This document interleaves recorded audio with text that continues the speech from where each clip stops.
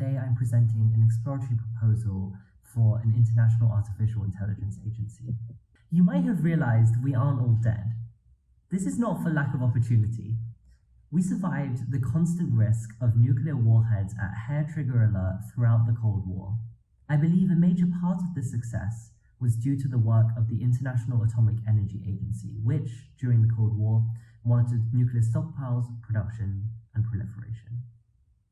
Primarily, the IAEA, as it's known, served a verification function, acting as a mutually credible guarantor of adherence to international agreements like the NPT.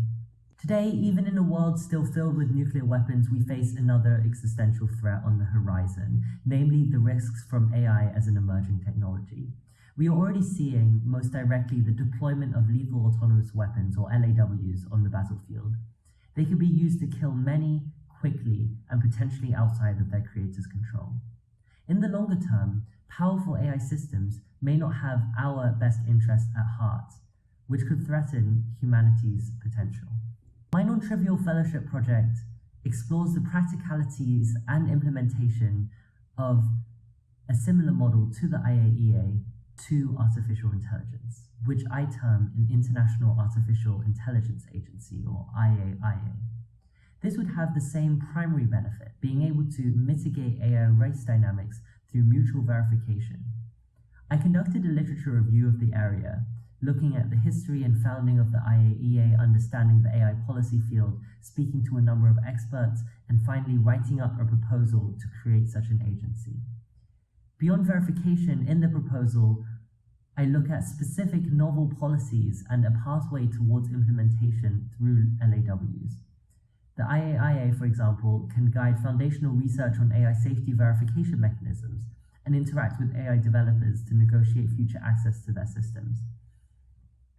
It can serve as a hub for whistleblowers, monitoring hardware, or investigate and document AI incidents and vulnerabilities. This proposal, however, is not the end of my project. I have already received several rounds of feedback from experts, some of whom I personally contacted, and others who non-trivial had connected me with.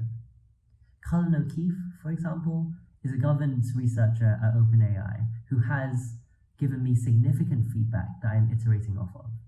In 2 weeks, I have arranged to visit the Simon Institute and the United Nations to pitch this idea further. I am also planning to write a significantly more extensive policy proposal. Even if this fails, on Cullen's advice, I plan to write and publish similar standalone in-depth policy proposals for a number of ideas covered in the proposal, such as whistleblowing, technical verification, and the like. I've tried to introspect on my personal impact here.